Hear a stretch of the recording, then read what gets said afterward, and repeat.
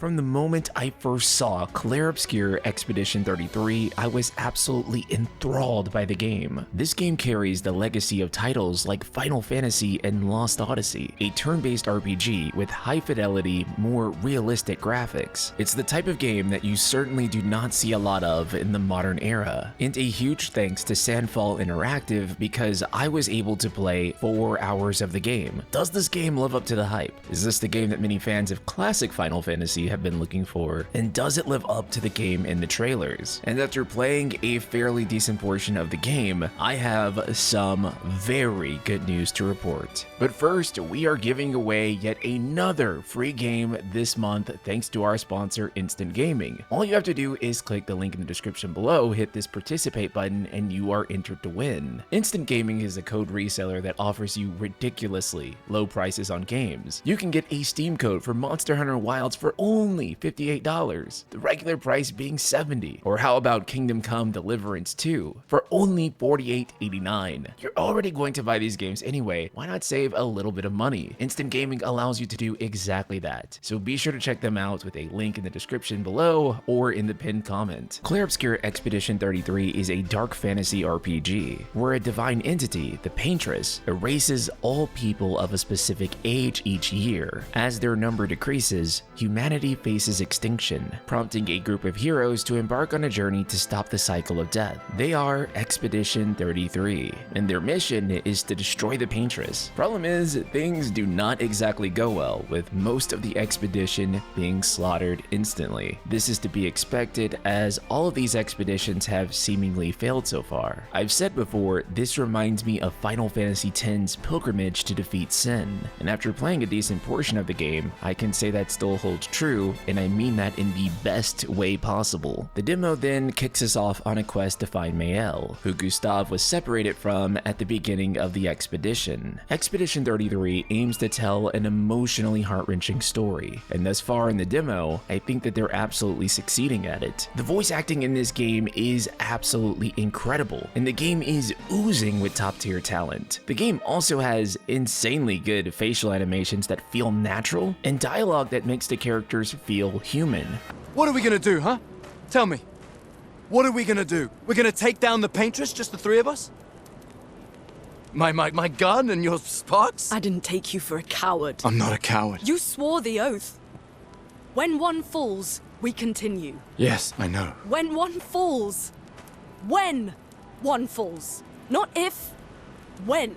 And this is their first game, and technically it is AA, so it's actually kind of shocking to me that the performance capture ends up being this good, because typically this is where a lot of games fall short. Even a lot of AAA games aren't really that good at it, but somehow these AA titans are standing tall next to their AAA counterparts. The visuals are also insane in this game. Cutscenes feel incredibly cinematic. Whoever on the team is responsible for this really understands how to make cutscenes have a film-like quality to them. This is paired with absolutely gorgeous and imaginative environments that look otherworldly and are fascinating to explore. Environments where you can climb, use your hookshot, and even some light platforming. Environments that are also filled with enemies. And I know combat is what you guys most want to hear about. And I am happy to say combat is absolutely awesome. Like many modern turn-based RPGs, combat starts on the field. You can shoot an enemy's weak point with your gun, and that will temporarily stun them. From there, you can initiate the fight with a preemptive strike, or you can stun them to simply run away from them. Once in combat, of course, this game features turn-based combat. What's unique about Clair Obscur Expedition 33, however, is the fact that this game features real-time elements. On the enemy's turn, you can dodge, parry, or jump. Dodging is probably one of the most simple and is mapped to the circle button. It allows you to avoid damage when successfully performed, but it doesn't allow you to do a counterattack. But that is where the parry comes in. A successful parry will allow you to counter, oftentimes dealing tremendous damage. Pulling off a successful parry requires extremely precise timing. And note that you can only do it once per attack animation, meaning that you can't just mash the parry button hoping that you'll luck into a perfect parry. You have to be precise and do it exactly in the frame window. It means that a parry in this game actually requires some skill, and it does take some getting used to, but when you pull it off, it is satisfying. You can also jump on the enemy's attack animation by pressing X, and a successful jump will allow you to counter with R2, where your entire party attacks the enemy. The sound designs for the fights is absolutely amazing, and something that really stood out for me. You can feel the impact of everything. In fact, the audio design is so good, you can close your eyes and time many of the dodges and parries right just by listening to the audio. For example, just listen to the audio on this attack.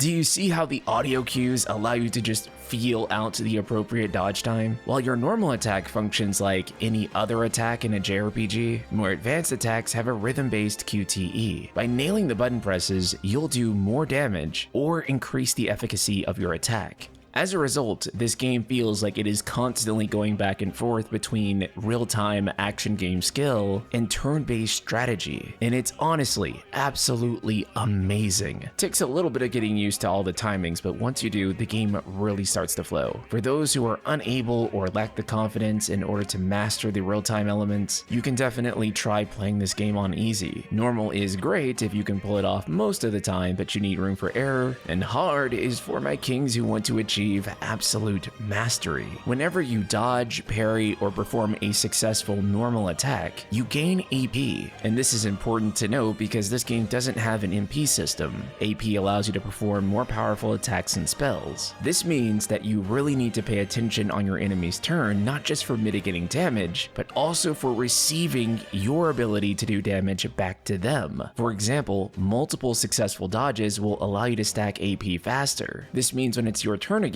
you can do a more devastating attack and deal massive damage. You can also use AP to free aim your gun, allowing you to shoot an enemy weak point and do critical damage. Each character also has their unique mechanics and roles, as you would expect from any turn-based RPG. Gustav being the more balanced all-rounder protagonist, Lune being more of a mage, and Mael being absolutely busted in combat, featuring her own paradigm shift-like system. The end result of all of this is that I have to pay attention to the animations that are happening in the fights at all times. I have to strategize with my party members and consider the turn order. I have to consider my build before I go into the fight. Put all of this together and what you get is one of the most immersive combat systems that I've seen in an RPG, and what is shaping up to be one of my favorite turn-based systems ever. Guys, I seriously don't know if I can go back to regular turn-based after playing this. It is actually that good, and all the battles, all of the emotional moments in the cutscenes are backed by some gorgeous music. Not yet. Protocol is to regroup at the rally point and wait 3 days. This message feels off. If it was an expeditioner, they would have stayed here. Everyone knows the protocol. Right, but they may have been in danger. Maybe this location has been compromised. Things change in the field. There's a reason. Protocol doesn't cover every contingency. You know that. There's a reason it's protocol. We designed it to yield the optimal result in the vast majority of situations. Was our entire team dying part of that optimal result? Look, I'm going after Maya.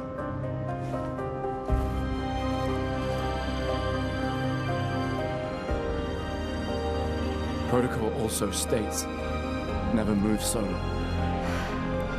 I'll let you choose which protocol to break.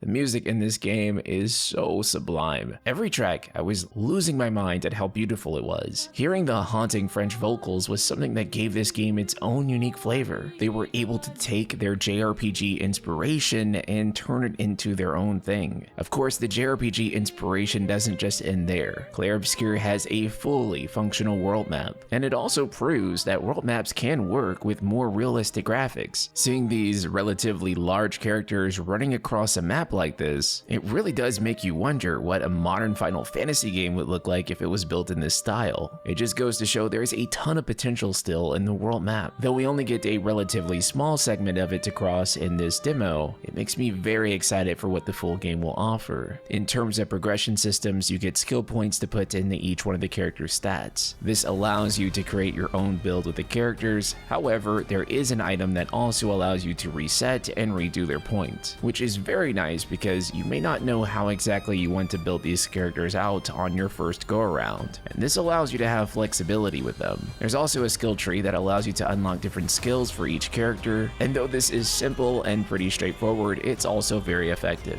You get enough points and you're able to unlock the new ability, and then you're able to equip that to the character. Though it's at this point I would like to mention that the UI UX in this game is actually really solid. The team has cited Persona as one of their main inspirations, and you can tell just by fiddling around with the menus or in combat. Clicking things feels good. The way that characters are presented feels stylish. My experience with this game so far is shockingly good. I don't know how the final game is going to turn out, so I'm really hoping that all of this good sentiment is going to age well, but I can honestly say that Clair Obscur Expedition 33 and this demo that I got to play, it has escalated my excitement for the game tremendously. This was already one of my most anticipated games of this year, but I think that if they actually deliver on the concept here, then what they are creating here is going to be one of people's favorite RPGs of the year, and for some people, just due to combat alone, will be a top RPG of all time maybe.